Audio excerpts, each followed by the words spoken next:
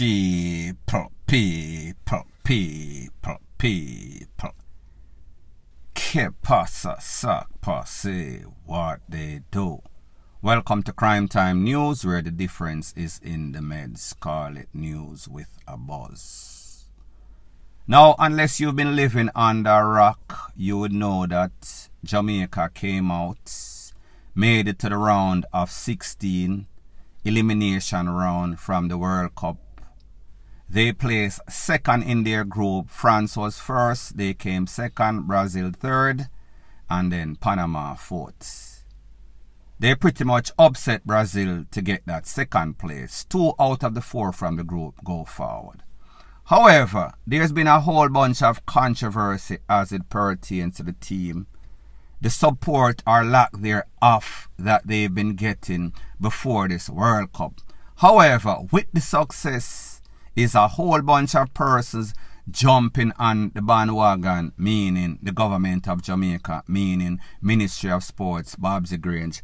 Everybody pretty much want to bask in the victory, bask in the success. However, they were not there from the start. There was not the support that was needed to build the program. However, once it reached, everybody wants to be a part. Everybody is looking for political clout. The facts are this. When the Reggae Girls first started, they wanted support from corporate Jamaica. It was lackluster. It was lacking. They wanted support from the government of Jamaica through the JFF, the regulatory body that governs football in Jamaica. Reggae boys, reggae girls. Those are supposed to be the financiers of the programs. However, we've heard the reggae boys complain that when they are supposed to get pay, them not get pay. Logistics for them to travel back and forth to practice games, competition, problem. The reggae girls said the same thing. As a matter of fact, even for this World Cup, they were waiting, anticipating. They were not sure about the logistics in which when they were going to reach, how they were going to reach, where they were going to stay, when will they get practice games, when will they hold any sorts of camp. The fact is that nobody knew, because the government of Jamaica was supposed to be a part of the planning through JFF. They did not tell them in advance, so the people them a panic. The people them not get paid on a timely manner. So therefore, the reputation was out there. I am going to let you listen to Kedisha Bonishaw in an interview that she did with a legendary football player. I think he's Jamaican or English. She is expressing her feelings even after this success, even after creating history, even after making Jamaica proud. Take a listen, take a look to exactly what she has to say, and then I am going to give my piece. Turn this down, turn it down, turn it down. Who that? What? Hashtag find a way. Find a way. That's what we do, baby. Oi, I'm so happy for you, Buns. I can't tell you. You lot did it, man. 3 clean sheets. You did it. It's been a long journey, man. It's been an Bro, incredible journey. A lot of people count us out. A lot of people didn't believe in us. Even people who were supposed to back us, gave up on us. We had to do GoFund to get money to be here where we are. We had to sacrifice so much to be here. So to be here now and moving on is just an incredible feeling, man. Keep saying it. Keep saying it. Find a way, man. And people now they're gonna big you lot up. Oh, you lot are so great and that. Exactly. And you lot had to do it through duress. Yes. I'm so pleased for you and the girls. I was there tonight, man. I was there tonight with Yui. Yeah, I was there, man. I just got back. Listen, watching you do hashtag find a way. Find a way. That's what we do. Take it easy, yeah? Yeah. Good luck with the next one. Good luck, man. Find a way to do it. Thank you. God bless. Big up, always. Now, people, this video is not to rain on the parade and damper the success that the reggae girls had, because we see them pretty much create history. This video is for facts, so that people will know exactly what is going on. You heard the star player Shaw say, find a way. That interview was done after they draw with Brazil and finally made it to the round of 16, the knockout stages. So therefore the athletes were elated. And we know that there was some sorts of controversy, because now the JFF claims, well, we made arrangement along with corporate people and we paid about $2 million US, that is, to facilitate the traveling and also room and board and also training for the team. However, the problem was that it was done in a very untimely manner. The problem was that the people, when they were supposed to be training, them are worried about logistics. How them are going to reach, where them are going to reach, what type of practice match, the facility. All of this arrangement was being made even in the middle. When they were supposed to be calm and taking things easy, they were stressed out monetarily, financially. Everything was a mess. It only shows the incompetence. So when we hear the JFF and the relevant authority and sports media personalities say, no, not no go so. They got the support from the government. Yes, they got the support afterwards. However, the government of Jamaica and JFF and whoever else, they were not willing to put up the money up front. It was only after FIFA released the funds to the JFF, the relevant authority in Jamaica, that they paid for the ticket, paid for all of everything to arrange that the people reach and stay safe and had every sort of thing, money included, to support themselves while they were there. However, it took forever and a day. So therefore, the incompetence, the negligence of Jamaica as a country and also JFF as the governing body, it showed. And this is the lady I am speaking about, Bunny Shaw, that is the star player. So therefore, when she talks, everybody listen, because she represents the country. She represents the team. So whatever she says is the gospel.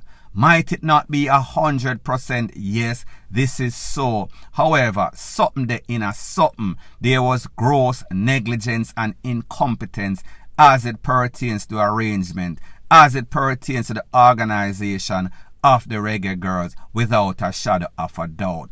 Whether they were late, whether they eventually paid, the fact is that things were not done in a timely manner. The people never get paid. People get stuck at this airport, that airport. It is not as if people are making up stuff. This is stuff that has been out there as it pertains to both the reggae girls and the reggae boys. And this is just a next perfect example. It is an embarrassment to the country. It is a black eye to the players of this team that are doing Jamaica such good. So when we hear people talking, it is not as if they are telling any sorts of lies. There is gross incompetence as it pertains to the JFF, as it pertains to the government of Jamaica, as it pertains to the management or mismanagement of the reggae girls, reggae boys, and the whole football program in Jamaica. They do not invest. They do not put money up front. They do not put faith. It is only when you have any sorts of success, you hear people are come out and a jump on the bandwagon. And now them a defend, saying that it is not true that these girls went through all sorts of controversy and drama and mix-up. That these girls had to go seek some sorts of GoFundMe. Yes, they did. And yes, the governing body did come through FIFA, through the funds. However, the government was not willing to put the money up front. So therefore, when we hear persons or this leader of this team, Bunny Shaw, speaks, even though it might not be 100% true. There is something into something. They were disappointed and they are making their feelings be known. And it is not as if there has not been several instances in which people are complaining, meaning the players of both Reggae Girls, Reggae Boy, the football program, youth football, have been complaining about lack of support, lack of sponsorship. And even when our team qualified for their second World Cup back-to-back, the support that they expected was not there.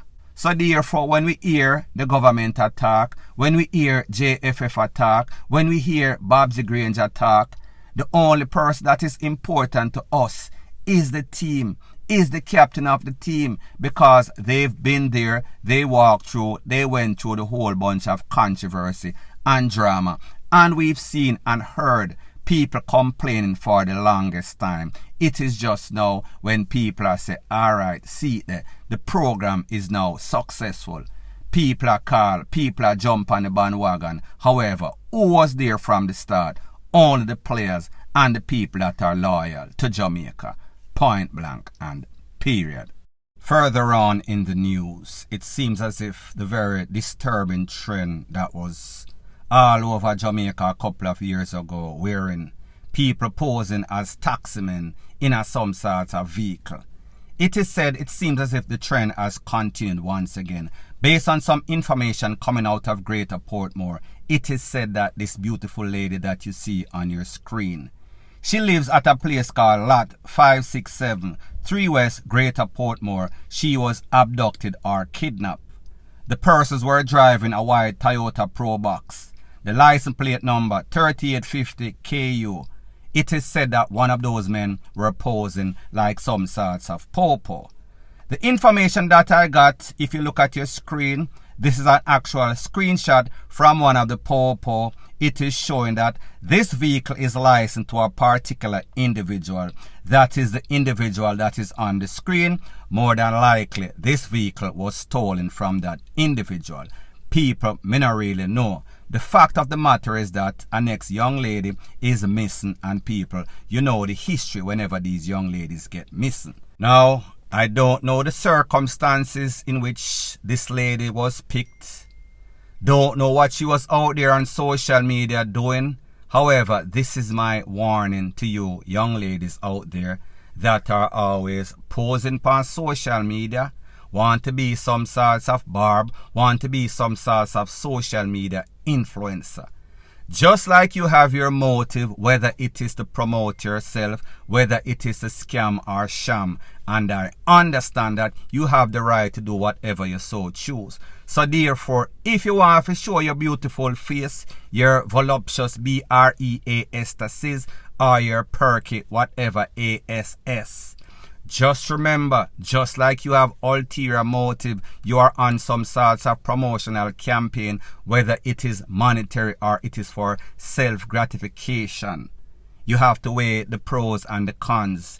Just like you have people that you're intended for, there are also persons that are out there that consider themselves to be predator. They are looking for unsuspecting, beautiful women like yourselves. And whenever they get you in their trap, usually it does not end up too well. Read between the line. Either you get hurt, missing, or DEAD. But hopefully that is not the case in this case. It does not end up in the worst case. Hopefully somebody recognize her. Hopefully they spot this vehicle. And most importantly, hopefully the Popo put an end to this very disturbing trend. Hopefully the Popo be the judge, the jury, and also the EXECUTIONER. Whole case immediately and pretty much open and close case, open and close casket for these suspects. Point blank and period. Now before I move to the next part of my video, please like, comment, share, subscribe to my channel. That is how YouTube promotes videos like these to like-minded, sensible persons like yourself.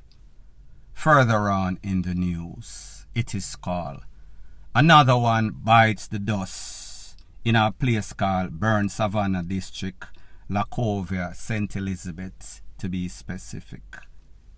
I am speaking about a 30-year-old man. His name is Nicholas Reuben, also known as Evil or Evil Lord.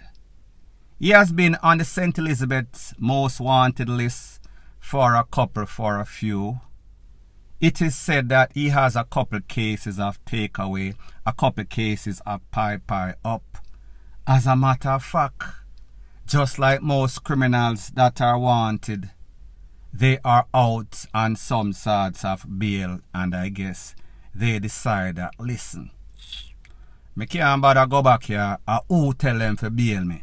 Whether me a judge here think about, they must depend some sorts of mad PUSSPISS, or a smoke some sorts of weed or spliff with lizard tail in it. Me no know what them a think, how them say them smart. Back to the story at hand. Based on the information, it is said that the Popo launched some sorts of special operation when them go to the place that this man, the info intelligence, told them that he was at. Him wheel and pop off. There was some sorts of SHOOT out. You know the script.